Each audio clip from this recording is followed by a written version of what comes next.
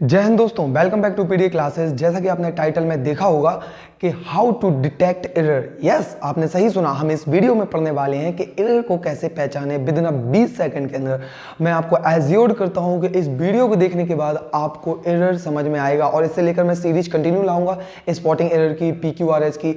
अगर आप इंतजार कर रहे थे ऐसे वीडियो का जिसमें एरर पहचाने, तो ये वीडियो आपका है। आपका इंतजार हुआ खत्म। आपको जरूरत है इस वीडियो को पूरी देखने की। अंत तक जरूर बने रहें। मैं एक एक चीज डिस्कस करूंगा और ये जितने भी ये क्वेश्चन आपके सामने मैं लेके आया हूं, ये आपके ओल्ड ईयर एग्जाम के, SSC के भी हो सकते हैं, इसमें NDA के भी हो सकते हैं, CDS के भी हो सकते हैं, कई प्रकार के एग्जाम के हो सकते हैं। तो चलिए बिना देरी करे स्टार्ट करते हैं। तो सबसे पहले जो आपके सामने रहा, पहला क्वेश्चन लिखा है, it was the very well directed film and we enjoy it. सबसे पहले आप इसको पढ़ लीजिए बहुत अच्छे से। आपको पढ़ना जरूरी है क्योंकि आप पढ़ लेंगे फिर आप देखिए कि आपको कोई एरर दिखता है, फिर मैं बताता हूं। लिखा है, it was the very well directed film and we enjoyed it. आपको सबसे पहले करना क्या होता है, जब आप एरर डिटेक्ट करते हैं तो पहले देख लीजिए पहला पॉइंट, टाइम एंड टेंस की गलती। सबसे पहले क्या देखना है, टाइम एंड टेंस की गलती। सबसे पहले आप अगर थोड़ा बहुत नॉलेज हो उसके बारे में, बस इतना ही बहुत है। से फॉर एग्जांपल यहाँ पे आप देख सकते हैं, यहाँ पे क्या लगा है, यहाँ पे आपका लगा है वाज। क्या लगा है, वाज, यानी कि ये पास्ट में हुआ। जी बिल्कुल, ये पास्ट में हुआ।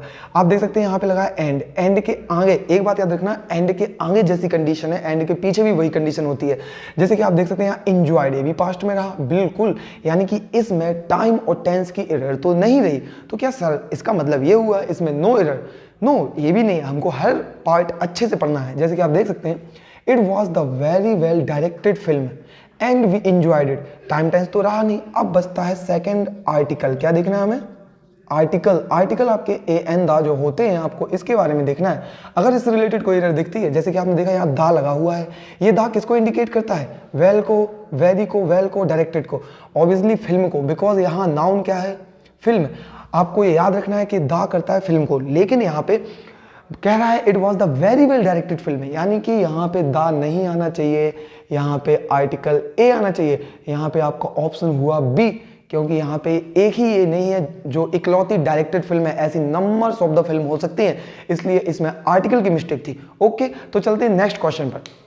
नेक्स्ट क्वेश्चन आप देख सकते हैं, if the economy fails this year it reflect badly on the government.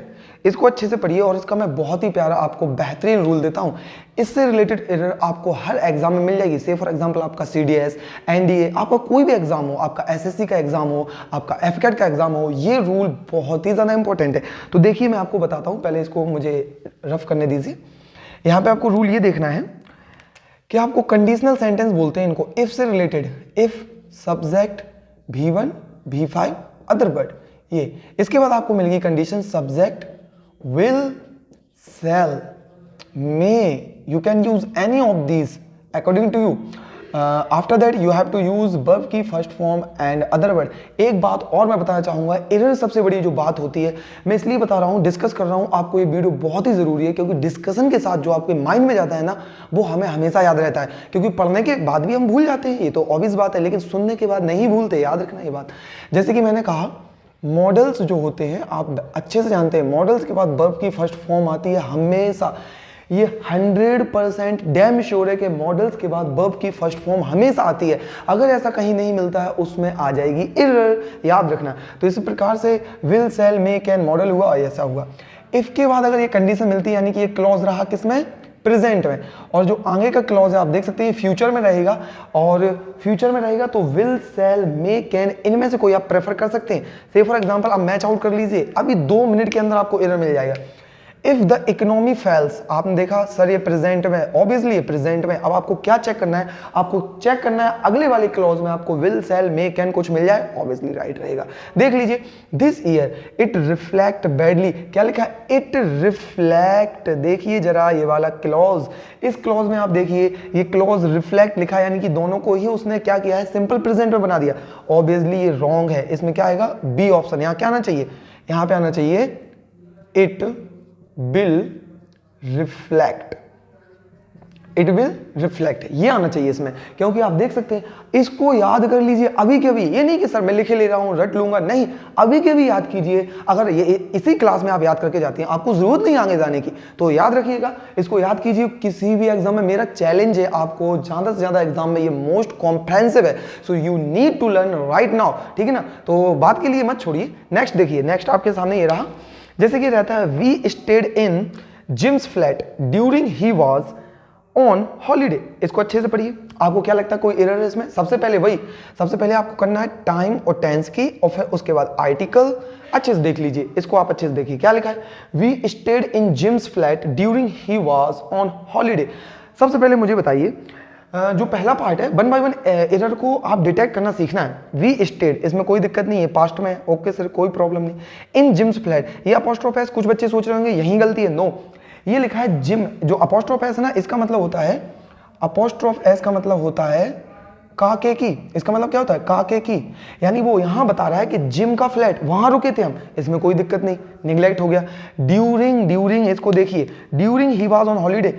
During आप जानते हैं क्या होता है, मोस्ट इंपॉर्टेंट मैं आपको बता दूं, जो ड्यूरिंग होता है वो आपका, जो ड्यूरिंग होता है वो आपका प्रेपोजिशन होता है। क्या होता है, प्रेपोजिशन, जिसको आप प्रीपोजिशन बोलते हैं, एक्चुअली इसका साउंड होता है प्रेपोजिशन, ओके ना। तो ड्यूरिंग को आप प्रेपोजिशन होता है। अब यहाँ पे आप देखिए क्या ड्यूरिंग यहाँ प्रेपोजिशन का वर्क कर रहा है, no way, this is one and this is second clause. If any of the structure of given word is connecting the two sentences, then it means to say it is conjunction। अब बताइए कि एक preposition conjunction कैसे बन सकता है? तो यहाँ पे एरर हुई सी पार्ट में, तो सर ये बता दीजिए यहाँ लगाना क्या है? यहाँ लगाना है हमें व्हेन, क्योंकि व्हेन आपका कंजक्शन बन सकता है। तो होप आपको ये समझ में आया होगा। अब नेक्स्ट सवाल मैं आपके सामने डालता हूं, जब तक आप स्क्रीनशॉट ले लीजिए इसका। तो फिर आपने वो लिख लिया होगा। अब आपके सामने ये नेक्स्ट रहे 4, 5, 6, 7, इनको अब हम डिस्कस करेंगे बहुत ही अच्छे से। वीडियो को स्किप मत कीजिए, मुझे मालूम है आप स्किप कर रहे हैं, अगर पूरा वीडियो नहीं देखेंगे ना तो आपका कंसेप्ट चला जाएगा। तो बहुत अच्छे से देखिए, 20 मिनट के अंदर आपको एरर डिटेक्ट करना सीखना है। तो देखिए अब नेक्स्ट वीडियो हम देखते हैं। यहाँ पे did you baked the chocolate cake yourself this time, क्या लिखा है? बहुत ही प्यारा क्वेश्चन है और ये शायद एसएससी के सीजीएल का क्वेश्चन है। मैंने कहा ना जितने भी क्वेश्चन मैं दूंगा ये पूरे के पूरे एग्जाम से रिलेटेड होंगे, एक एक चीज। अब ये उन्हीं बच्चों पे बनेगा जो रीडिंग अच्छे से करते हैं, जिनको टाइम एंड टेंस के पोर्शन के बारे में थोड़ा बहुत ज्ञान होगा। तो देख लीजिए आपको भी आ जाएगा। लिखा है डिड का स्ट्रक्चर जानते हैं आप कैसा होता है? से फॉर एग्जाम्पल जो होता है सब्जेक्ट, और डिड जो होता है आपका इंटरोगेटिव की बात करते हैं, जैसे डिड लिख देते हैं हम, सब्जेक्ट लिख देते हैं, वर्ब की फर्स्ट फॉर्म और other word. If you learn about the time tense, then the structure you have already learned about the interrogative. Interrogative means to say did, subject, V1, other word. Interrogative, this is the structure of interrogative. And did is followed by verb की first form. You know very well. Verb की first form जरा देख लीजिए, हमें आगे बढ़ने की जरूरत ही नहीं है। Did है और did के बाद लिखा है baked। ये कौन सी फॉर्म है भाई? V2 form. हो गया ना लोचा। इसलिए ध्यान रखना है कि आपने जो यूज किया है सर एरर ए पार्ट में, देखा ना कितनी जल्दी आ गया। इसलिए अगर कुछ बच्चे होंगे सर हमको तो एरर ही नहीं आता, सर हमें बेसिक ही नहीं आता। अगर बेसिक क्लियर नहीं है तो मैंने बेसिक फाउंडेशन का बैच स्टार्ट कर दिया हमारी चैनल पे, आप जाके उसको जरूर देखें, ठीक है ना। तो नेक्स्ट देखते हैं हम, your name precedes before mine in the admission list. जरा देख लीजिए, योर नेम सही है, कोई दिक्कत नहीं, precedes before mine in the admission list, in the admission list भी सही है, प्रीसीड्स बिफोर। अब ये भी उन्हीं बच्चों पे बनेगा जिनकी थोड़ी बहुत वोकैबुलरी सही होगी। से फॉर एग्जांपल लिखा है प्रीसीड्स, प्रीसीड्स का मतलब जानते हैं, इसका भी मतलब पहले ही होता है, और सर तो बिफोर का भी पहले होता है। तो how it is possible that in a one sentence two type of the conjunction is used? Totally wrong. तो आप जानते हैं यहाँ पे ये गलत है, यानी कि आपका वी ऑप्शन सही रहा। क्या समझ में आ रहा है ना? बहुत ही अच्छे से इन चीजों को नोट करें, ऐसे मत बैठिए, नोट लीजिए, पेन लीजिए और नोट कीजिए, ठीक है ना। नोटबुक को लेके बैठिए। ओके नेक्स्ट देखिए, लिखा है ये, अरे ये जो नो सूनर वाला है ना, इससे पहले पढ़ाने से पहले मैं आपको बता दूं, ये आपका ना, जैसे कि मैंने वो पिछला वाला पहला क्वेश्चन बताया था, नो सूनर वाला फेवरेट क्वेश्चन है सभी ही एग्जाम का। तो इसको लिख लीजिए बहुत ही प्यारे नोट से। क्या लिखना है? नो सूनर, जो नो सूनर होता है, नो सूनर जो होता है ये आपका कोरिलेटिव कंजक्शन में आता है, और इसके साथ जो कंजक्शन आता है सहायता करने के लिए उसको बोलते हैं THAN वाला देन।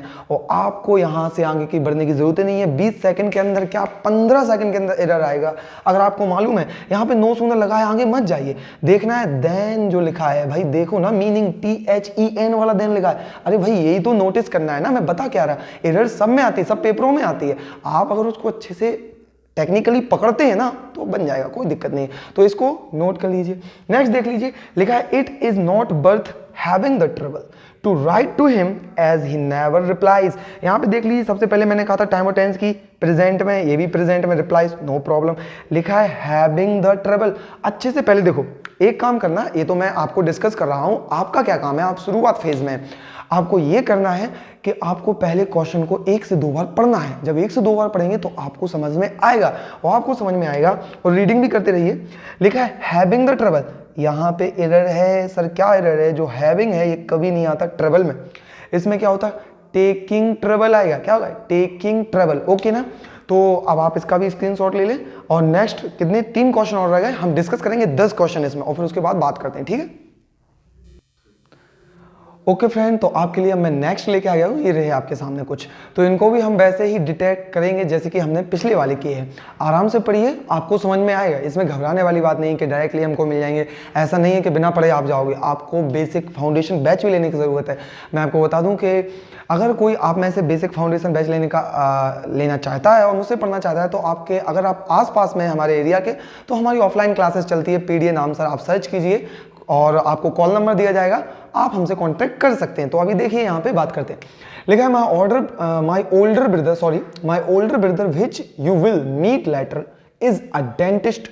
लिखा है माई ओल्डर ब्रदर। इसको बताने से पहले मैं आपको बता दूं, इसमें 2 एरर हैं इस वाले पॉइंट में। कैसे? देखिए, 2 वर्ड होते हैं, आप इनको बहुत अच्छे से जानते हैं। एक तो होता है आपका ओल्डर और एक होता है आपका एल्डर। क्या होता है? ओल्डर और एल्डर, और दोनों में बहुत ही फर्क है। ओल्डर और एल्डर में दोनों में ही बहुत फर्क है।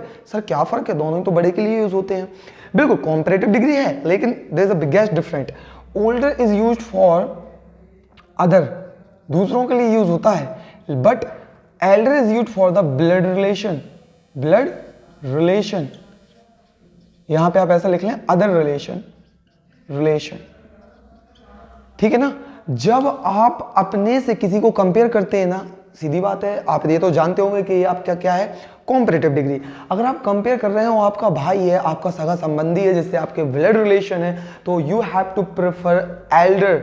And if you are compare to other person but वो आपसे बड़ा है, तो आपको करना है अदर रिलेशन के साथ ओल्डर का यूज। अब जरा देख लीजिए आप यहां पर, जो यहां पे लिखा है ओल्डर, ये वॉकेब गलत है क्योंकि अपने ब्रदर के साथ रिलेशन, ब्लड रिलेशन है, एल्डर आना चाहिए। क्या आना चाहिए? एल्डर। ये गलत हुआ। एक और आप जरा इसको देखें, विच को, आप मुझे खुद बताएं क्या विच सही है? बिल्कुल नहीं है। विच तो नॉन लिविंग के लिए यूज होता है। तो सर विच के लिए क्या आप करें? यहाँ पे क्या आना चाहिए? मैं आपको बता दूं, एक कंसेप्ट आपको और सीखना है। यहाँ पे देखिए, आप 10 क्वेश्चन जरूर लगाएंगे, लेकिन रूल बहुत सारे सीख जाएंगे, कंसेप्ट आपके दिमाग में बहुत सारे चले जाएंगे। तो इसलिए कह रहा हूं, नोटबुक में नोट करते जरूर जाएं, क्योंकि ये कंसेप्ट आपको हर कहीं मिलने वाले, मेरा चैलेंज है आपसे। तो जो हु है ना, आपका 2 होता है, एक होता है हु और एक होता है हुम। क्या होता है? हुम। ये 2 वोकैब है, इन दोनों का हमें यूज करना है। हु का जो होता है, हु में आपको क्या करना है, इसके बाद हमको मिलता है, ये खुद सब्जेक्ट की तरह यूज होता है, वर्ब मिलेगा और फिर अदर वर्ड मिलेगा। यानी कि ये क्या होता है, आपका सब्जेक्ट की तरह खुद यूज होता है, और जो हुम होता है ये ऑब्जेक्ट की तरह यूज होता है। इसके बाद आपको सब्जेक्ट मिलेगा, वर्ब भी मिलेगा, फिर अदर वर्ड मिलेगा। बहुत अच्छे से नोट करना, मैं बार बार बोल रहा हूं, हु और हुम, इन दोनों को आपको नोट करना है और अच्छे से देखना है। तो आपको ये नोट करना है बहुत अच्छे से, मैं बार बार बोल रहा हूं। अब जरा मैच आउट कर लीजिए ये दोनों ही। अब यहाँ देखिए, और भिज को याद रखना, ये बिल्कुल यहाँ पे यूज नहीं होगा, बिल्कुल नहीं होगा, क्योंकि which is always preferred for the non living burns. याद रखना, means to non living things. याद रखना, यहाँ पे क्या आना चाहिए? आपका होम आना चाहिए। व्हाई? क्यों? स्ट्रक्चर देखो ना यार, होम क्या है? ऑब्जेक्ट की तरह वर्क करता है, यहाँ पे तो आपका क्या यहाँ पे सब्जेक्ट चाहिए, यानी कि तो आपका देखो यहाँ पे सब्जेक्ट रहा ना, तो इसलिए ये सब्जेक्ट ऑलरेडी था, यहाँ ऑब्जेक्ट चाहिए था, हुम लगा दिया। अगर ऐसा ना होता, वर्ब दी होती डायरेक्टली, तो हम क्या लगाते, हु लगाते। ओके, समझ में आ गया होगा। नेक्स्ट चलते। नेक्स्ट लिखा ही वॉज, तो इसका आंसर क्या हुआ, बी हुआ। He was late for school and punished. जरा ध्यान दीजिए इसमें, he was late for school, यहां तक तो सही है। एंड पनिश्ड, अगर आपकी रीडिंग अच्छी है, आप रीडिंग करते हैं कंटिन्यूअसली, जो कि एक अच्छी हैबिट है, उसके लिए आप एरर डिटेक्शन में बहुत ही अच्छे बनते हैं, माहिर बनते हैं। रीडिंग जरूर करिएगा, मैं आपको ये जरूर सलाह दूंगा। और तो आपको इसका बिजनेस सेकंड आंसर आएगा। आप देख सकते हैं यहां तक तो ठीक है, लेकिन इसमें कुछ एरर टकरा रहा है। लेकिन एरर क्या है एग्जैक्ट नहीं समझ में आ रहा है। जरा देखिए, उसको पनिश किया गया है या वो खुद ही अपने आप से पनिश हो गया। भाई कोई अपने आप से पनिश नहीं होता, कोई उसको पनिश करता है, याद रखना। तो इसमें क्या आना चाहिए, यहाँ पे अधूरा सेंटेंस है कि he was late for school, और यहाँ पे रीजन सहित दिया गया कि लेट हो गया इसलिए तो उसको पनिश किया गया। तो क्या आना चाहिए, सो ही वॉज पनिश्ड। बात आई ना समझ में, सो ही वॉज पनिश्ड, यानी कि ये रहा। नेक्स्ट आपका रहा इट वॉज अ सरप्राइजिंग। अरे यार ये तो पढ़ने ही से पता चल गया, ए इसको तो लगाने की कोई जरूरत ही नहीं है। इट वॉज अ सरप्राइजिंग कब देखा यार, it was surprising, a surprising wrong. तो मैं आपको बता दूं, आज हमने 10 क्वेश्चन देखे हैं। मैं कंटिन्यू सीरीज लाऊंगा, PQRS भी पढ़ाऊंगा आपको। इसी प्रकार से एक एक कंसेप्ट आपको मेरी क्लास में हमेशा याद रखना, नोटबुक और पेन को लेके जरूर बैठना। और ध्यान रखना, अगर आपको कोई दिक्कत होती है मैं तो रिपीट करके देख लीजिए, और वहां की अदरवाइज होने वाली नहीं है। आप विदिन 20 सेकंड सीख जाएंगे। अगर आपको सीखना है बेसिक बेस, सर इंग्लिश नहीं आती, तो मैंने आपको पहले ही बोल रखा है कि आप जाइए और अपने हमारी PDA चैनल पर आपको प्लेलिस्ट प्रोवाइड कर दी जाएगी, वीडियो मिल जाएंगे। आप वहाँ पे अभी 1 बाय 1 थोड़ी धीरे कर करके आ जाएंगे वीडियो, तो आप वहाँ पे देखिए, आपको पूरा बेसिक फाउंडेशन इंग्लिश का बैच मिल जाएगा। तो thank you friend for watching the video and like, comment, share. Okay, thank you.